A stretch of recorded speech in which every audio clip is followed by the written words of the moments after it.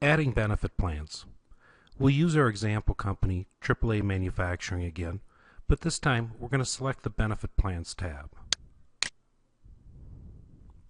From the Benefit Plans tab, you can add as many plans as are needed for each of your groups. To do so, you choose Add Plan. You then select from the plan types. We have many different plan types, and we'll use a couple for our example in this setup. We'll start with the medical plan. In addition, you're able to provide the plan names. We have both an admin name and a display name. The admin name is viewable only to the agent or the group administrator from their view. The display name is what the employee sees. For example, if we had a dual option medical plan, we might name it something like this. The reason we would have two different names is as years go by, or if there are different options for different groupings, for example, office and warehouse, you can differentiate those names under the administrative area. The employees are only going to see the plans they're eligible for, so their description can be shorter and more descriptive of the plan itself. So in this example, we have a 2013 copay plan, and the employees simply see it as the copay plan. You then select an effective date and save. Regardless of the plan type, within Enrollease, every plan type has 5 sections. The content of those 5 sections may vary by plan type because of the nature of those plans. You'll see that in our setup example here in the next few moments.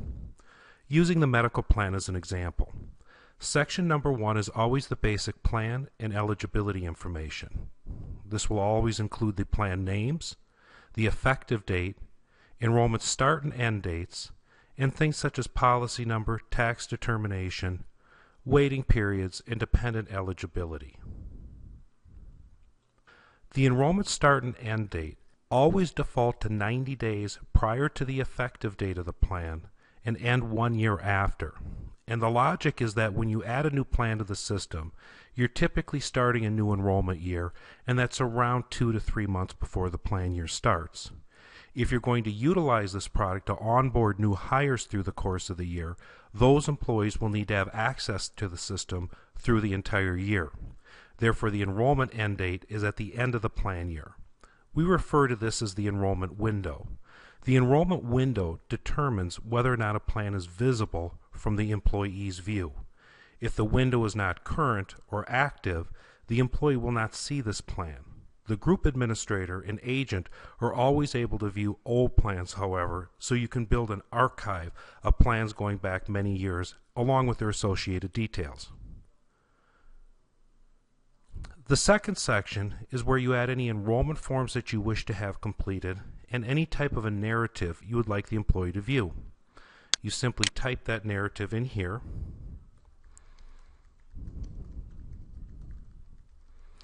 And enter any information that you like. You can also choose to have carrier or universal enrollment forms populated with the election information from this plan. To do so, you choose a form from our library.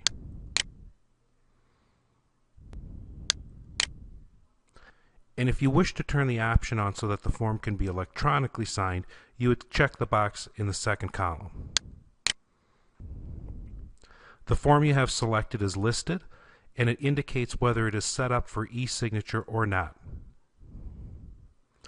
The third section in all setups will be the rate and contribution area. By default in this example, we have an age-banded plan. This could also be a tier-rated plan.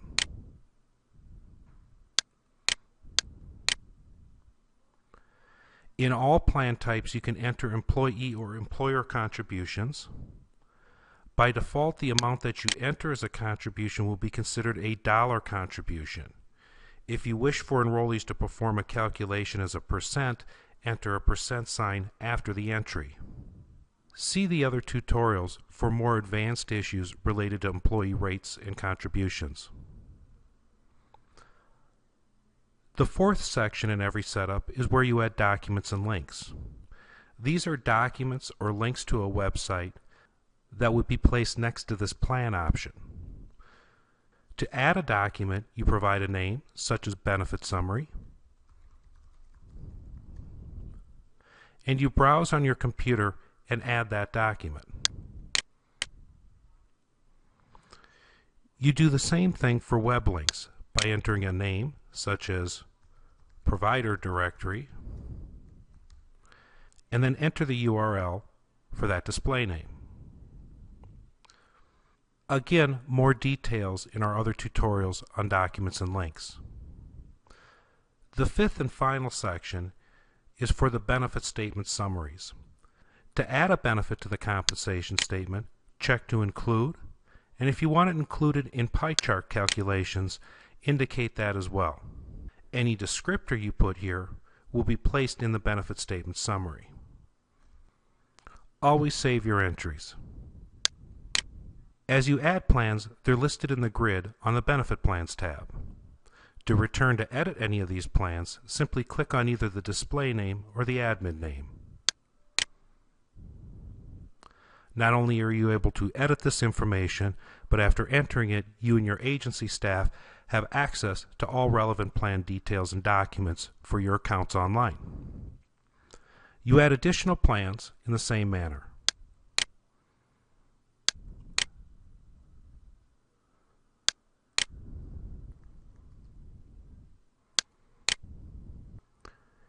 You then continue and add the details for each plan.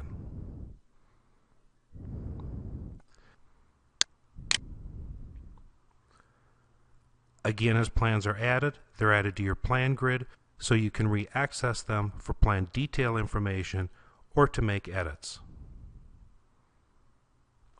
Continue this process until all plans are entered for your group.